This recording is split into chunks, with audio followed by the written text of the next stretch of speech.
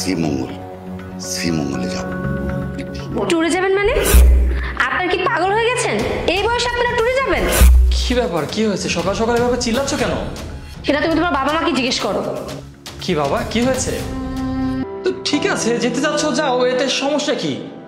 আসলে 2 সপ্তাহ ট্যুর তো, আমাদের সব মিলিয়ে প্রায় 20,000 টাকার মতো খরচ হবে। কি 20,000 টাকা? সবকিছু এই টাকার মধ্যেই, তেমন কোনো সমস্যা হবে না। আর এই 20,000 টাকা, এই অ্যামাউন্টটা তো তোমাদের কাছে কিছু না। হ্যাঁ বাবা। বাবা সবই ঠিক আছে, কিন্তু তুমি তো হঠাৎ করে প্ল্যানটা করেছো, তাই না? এটা আগে বলতে আমি কোনো একভাবে ম্যানেজ করতাম, এখন সম্ভব না। তা না হলে তো আমরা নাই করে দিতাম। এত বছর যেভাবে বাসায় সময় কাটিয়েছি, ঠিক সেভাবেই আমি ঘরে বসেই সময় কাটিয়ে দিতাম। আসলে বাবা, বিয়ের পর থেকে আজ পর্যন্ত আমি তোর মাকে নিয়ে কোথাও ঘুরতে যেতে পারিনি। পরিবারের দায়িত্ব সামলাতে সামলাতেই কখন যে সময় পার হয়ে গেছে, তাই আমি এই সুযোগটা হারাতে চাচ্ছি না। দেখুন বাবার মা, আপনাদের খরচটুকু আমরা এফোর্ড করতে পারবো না। এমনিতেই সংসারে কত খরচ বেড়ে গিয়েছে, এইটুকু তো আপনারা দেখছেন, তাই না? এগুলো দেখেও কিভাবে যে আপনারা ট্যুরে যাওয়ার কথা চিন্তা করেন, সেটাই আমি বুঝি না। বাবা সাগর, বাবা বাবা আমি তো তোমাকে বললাম যে হঠাৎ করে এভাবে বললে তো হয় না। 20,000 টাকা, 20,000 টাকা কি মুখের কথা? তুমি কি বলো? সংসারের সব দায়িত্ব তো আমার, তাই না? আর ও তো ঠিকই বলেছে, এখন আমার পক্ষে সম্ভব না।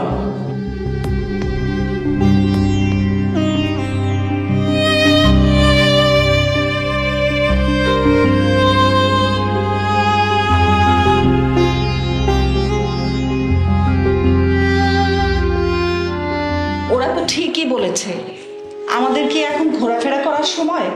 আমাদের এখন হচ্ছে ঘরে বসে আল্লাহ আল্লাহ করার সময়। আচ্ছা, ঘোরাফেরা করার বয়স লাগে নাকি? আসলে আমারই ভুল। তুমি যতবার বলেছো চলো ঘুরতে যাই ঘুরতে যাই, আমি ততবারই তোমাকে বলেছি আর কিছুদিন পর। এইভাবে পরে পরে করতে করতে আমাদের বয়সটাই শেষ হয়ে গেল।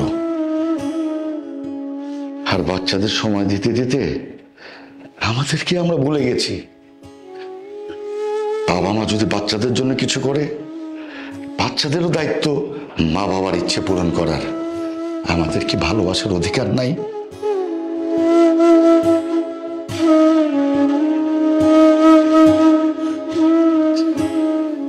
মন খারাপ করো না প্লিজ। তুমি মন খারাপ করলে আমারও মন খারাপ হয়ে যায়। আসলে যতদিন চাকরিটা ছিল ততদিন সব ঠিক ছিল।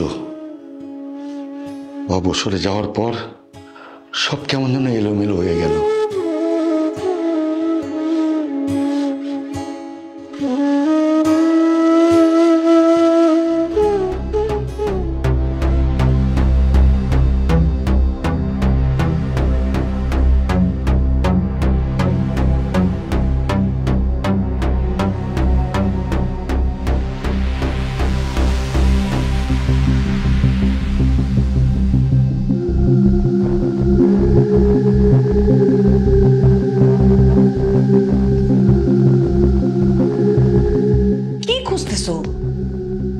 না কিছু না। হ্যাঁ বলবা তো, তুমি কি করতেছো?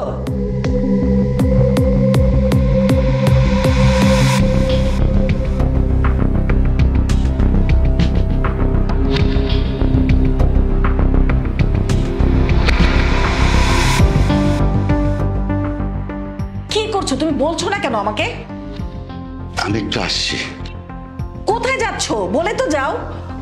আমি একটু আসছি, এখনই আসবো।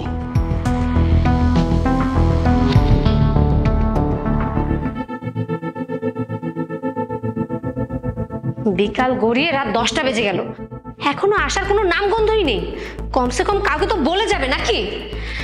ট্যুরে যেতে মানা করেছি, তাই গাল ফুলিয়ে কোথাও একটা চলে গেছে, তাও 20,000 টাকা ট্যুরের জন্য। এই বয়সে নিজেও শান্তিতে থাকবে না, আর আমাদেরও শান্তিতে থাকতে দিবে না। আহা তুমি খামুখে তো চিল্লাচ্ছ কেন? বাবা গিয়েছে, হয়তো কোনো কাজে চলে আসবে। তুমি চুপ করো। টাকা কি গাছে ধরে নাকি? আমি একটা টাকাও দিতে পারবো না।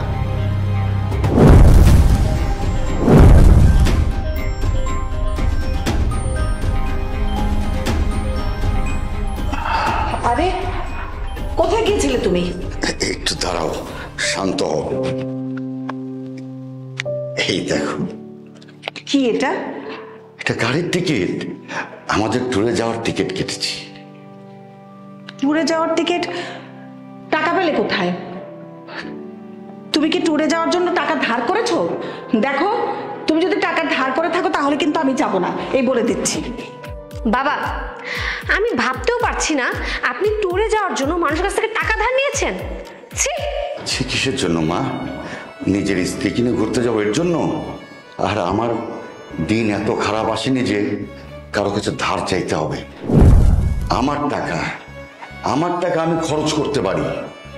আর তোমাদের জানার জন্য একটি কথা বলছি, আমি যখন অবসরে যাই তখন কিছু টাকা আমি এফডিআর করে রেখেছি, সেটা ভেঙে সেটাতে আমি টিকিট কিনেছি। আর শোন বাবা, আমি যে ভুল করেছি তুই সেটা করিস না। বাচ্চাদের সময় দিতে দিতে তোর আর তোর স্ত্রীর ইচ্ছেগুলোকে বলে দিস না। কোনো বাচ্চা ছোট হোক বড় হোক, সবারই ভালোবাসার প্রয়োজন। আর একটা কথা বলছি শোন, এই ট্যুর থেকে ঘুরে এসে আমি আর তোর মা তোদের থেকে আলাদা হয়ে যাব। কেননা আর কিছুদিন পর আমাদেরকে তোরা বোঝা মনে করবি, হয়তো বৃদ্ধাশ্রমে দিয়ে আসবি। তাই তার আগে আমরা আলাদা হয়ে যাচ্ছি। তুমি আমাকে সাহায্য করবে না নতুন ঘর বানাতে? সব সময়। বাবা,